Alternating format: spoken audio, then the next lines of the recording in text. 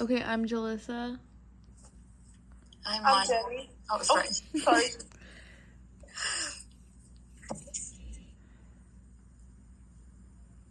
Okay. Okay, let's talk about how when we in the first in the second chapter of the language awareness, it opens up with the importance of writing and reading in college, as well as how it branches into the rest of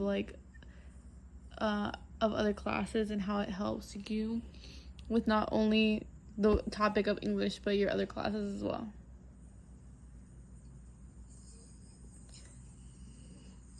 Writing is like organizing all your thoughts and like your information that you're gonna write about, and then the most important thing to find the topic that you're gonna write about to help you like understand more what you need to do. Yeah, I thought it was Writing. really. Oh, go ahead, Jenny. I was gonna say writing is important because, like, for example, when you're writing essays or planning out rough drafts or final drafts or whatever, you need to plan out what you're writing so it doesn't sound like you're going all over the place, and it actually sounds like it flows. And even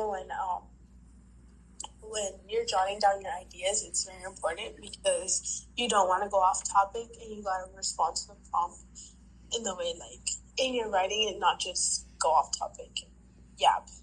Yeah, just about every class has like at least one writing assignment, even when it comes to math. So honestly, it's really important to understand how to write and how to have proper structure and formatting, and even grammatic, like how to write properly, everything like that, because it goes into all of your other classes, which is really annoying. Yeah, and how like you said all like the things that you're gonna talk about like in order and just organize it. It's important because when you're writing, you gotta really know who your audience is. Because let's say, for example, you're talking to your parents, then that's where your slang comes out. Like your the way you cut down on your words, like instead of people saying like, "Oh, on my way," they put "om" or Yeah. or "mw" like that. Like when you're talking to your parents, obviously it's fine. Like people do that because again, their parents already know the way they talk. But when you're talking to somebody you've never talked to before, or like you're talking to a professor, or you're doing an interview, you're not gonna be using those words. You're gonna sound very professional, and you gotta like, just that's when you know who your audience is. Like, you know, you're gonna get an interview by somebody, then you know that's to switch up your language and be more professional with it instead of using those slang words. Yeah. I also like how in the chapter it specifically talked about the importance of the thesis statement, because I feel like your conclusion, your thesis is how you like set up for your entire essay. It helps you come up with a structure and just like it has planted what your actual answer to your essay is. Yeah, that's why they say writing your thesis is very important because it is what your what your writing is going to be about. It's your topic. Yeah, it's like what's most important. Yeah, like the audience will like understand what you're writing about and stuff. And then I feel like, oh, go ahead, Jenny. No, go for it. No, you're okay. I was gonna say when people are writing their thesis statement, it really like narrows down what you're going to be talking about instead of you going off and branching out and talking about different things that are not related to the topic. So writing down your thesis is very important because at the end of the day, it is what you're writing about. What your writing is about. And if you go off topic, then that's when you know you're not writing a good paragraph or a good essay or a good argumentative thing, like because you know you're going off topic. Yeah, that's right. I do think how in the chapter it was talking about coming up or figuring out what your topic was and how you can't just have it like it can't be too broad of a topic, but it can't be too specific of a topic, because if it's too broad, there's going to be too much things to talk about or add on to in your essay. But if it's too specific, you're not going to have enough information or enough things to write about. That's right. The topic is like so important when you're writing something. Yeah, you don't want to lose yourself in your writing. Like you forget what the main point of the topic was just because there's so much things to cover. Yeah, you have to know what you're writing about first and then start writing. Yeah. Also, it's really good when you're smart about your writing. So it's like you have a plan, you have a well thought out final or like rough draft, like your thesis, you write exactly what you're gonna write about, and then that's when you kind of go into more detail with your body paragraphs about what you're gonna be writing about. And like that's when you use, like, for example, if you're asked to cite your sources, then that's when you go in and you put your sources in. And there's different ways to do that. Like, for example, MLA, like you have to cite your sources in the body paragraph and then put your works cited page at the very end. Oh, I hate sources so much. Yeah. Honestly, I would say it's one of the most difficult part of the essay, just because I think a lot of teachers or professors are specific about how they want you to cite sources. Yeah, that's actually so hard. Yeah. Because I feel like each different, like each teacher is different. Like they just like they just do what they want to do. Yeah, I know there's a proper way to do it, but I feel like every time I've done it, they've said a different type. Or if you're doing a like- different subject, it's a different format for it. Yeah. It's very hard. Like, I know history was honestly really difficult figuring out how to do the footnotes and stuff like that, and then you have to even in it, like when writing in a computer, you need to figure out how to use certain buttons, because then you have to do like the little numbers on top, and it was so frustrating. Yeah.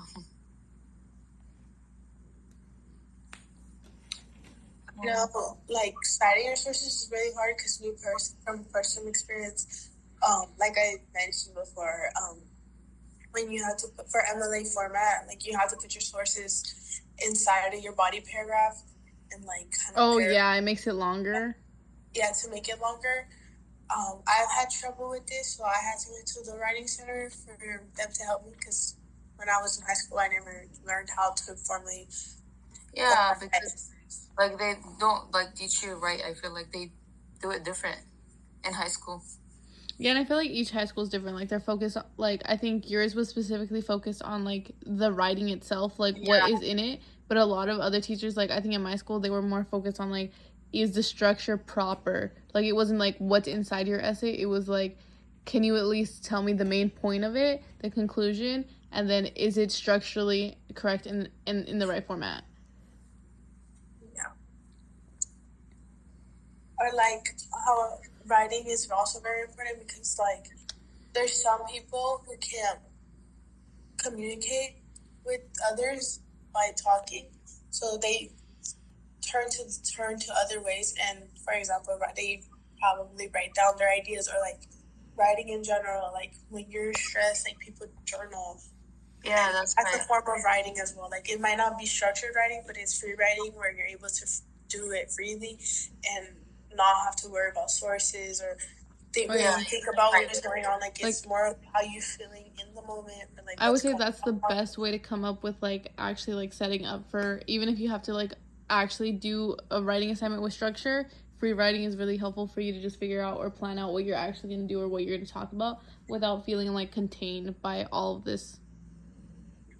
Yeah. Or, like, when people are arguing, like, for example, I would say, like, mock trial. Like, you know how they analyze their reading, their writing, their opinions and everything, like, that plays a big part into writing and stuff, because you also have to find a way to counter argument like your opposing team and what they're talking about, just to get your point across and make sure, like, you're doing good on your end to back up what you're defending.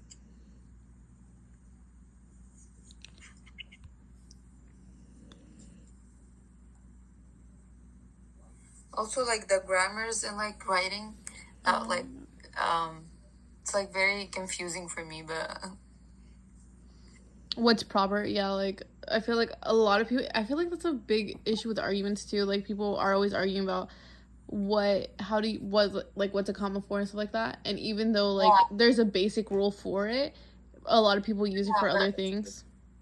People have different ways of spelling out things.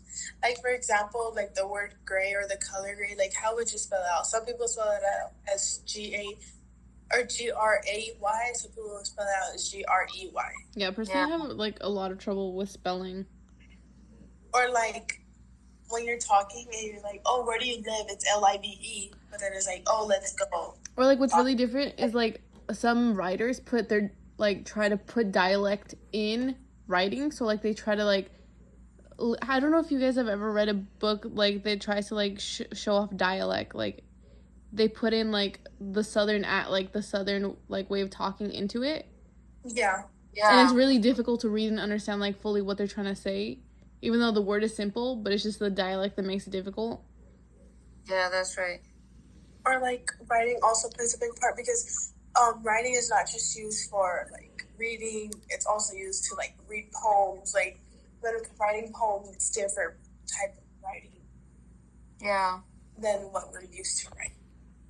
Honestly, it's crazy to think about how writing goes into like every like almost everything. Like it goes hand in hand with most of the stuff we do on a daily basis. That's true. Yeah. And we just don't realize it. I know. It just is natural to us at this point that we're just so used to all of it. Yeah, you just don't like realize. For the chapter, I did think that it was I liked how it started talking about like trying to come up with topics and how important it is to like have different ways of coming up with new topics. Like it was like talking about clustering and stuff like that to figure out what you want to talk about, which I think is really important because I feel like sometimes it's like you have so many ideas of a topic that you can't figure out what exactly you want to do. Yeah, that's right. So I feel like you just like write it first, like, and then just figure out what you want, like, gonna write about, and then just start writing. Yeah, sometimes I feel like that's exactly what you have to do. Or like when it comes to transition words in writing, like some people don't know how to use proper ones. So sometimes it sounds like their writing doesn't flow. Or yeah, what transition words are gonna sound like too robotic? Because I know some teachers or professors were like, this sounds like you're just fluffing up like your paragraphs, or you're just trying to like use more words instead of actually putting in detail. But how do you use transition words without it making it sound like you're trying to just like push ahead? Yeah. It's hard to find some transition words that flow with your writing because not all of them words. Yeah, that's right. Or especially using transitioning when you're doing like quotations and stuff like that. I feel like sometimes when I do that, it just all sounds the same every time I do a quotation. Like, I know. It's like, oh, like, I'm just saying the same thing again. Yeah, just like, oh, this author said. And I'm just like, oh my god, I've used that like 5 times. I know. It just sounds like too weird. But I feel like I don't know any other way to like move into like, I'm quoting this person. I know. It's like you're going to use the same thing like every time. Like, it's just normal. Like, yeah. But I think that maybe throughout this class we'll be able to figure out a different way to like introduce our quotations without sounding so basic or like using it over and over again. Maybe. Yeah, that's what I feel. Or like when like opinionated essays where people are like, oh, in my opinion, I feel like this is better than this. And like, oh, well, in my opinion, I think this is better than this. Like, you just use my opinion a lot. Yeah. We need to broaden our vocabulary or our ways of, like, putting out our arguments. We need more words. We need more words in our vocabulary and our dictionary to help us make our writing better, sound better. Because I've noticed, like, me personally, I do use a lot of because and I. And I know, yeah. Like all those words, like, I know I shouldn't. Just that's what comes out naturally, and that's what ends up on paper. Yeah, then you're like, how do I make this sound more professional? But you can't think of anything and even else. when I try to make it sound more professional, I feel like I'm trying too hard to make it sound like professional. Yeah. So then it doesn't feel like it's my writing. It feels like... I know, it's like, oh, that's so weird. They're gonna think you use ChatGPT. Look, honestly, I think I really like doing counter arguments when I'm doing some of my essays. I feel like it's really important because it helps you like look into the different perspectives of what your readers might be thinking. Because you're like, oh, I know I'm saying this, and then you're thinking about like this, but I also have thought about that. Like, it's not just you, and this is what I have to say about that. So it's not just like instantly the reader's forming an opinion and like pushing down your argument. Yes.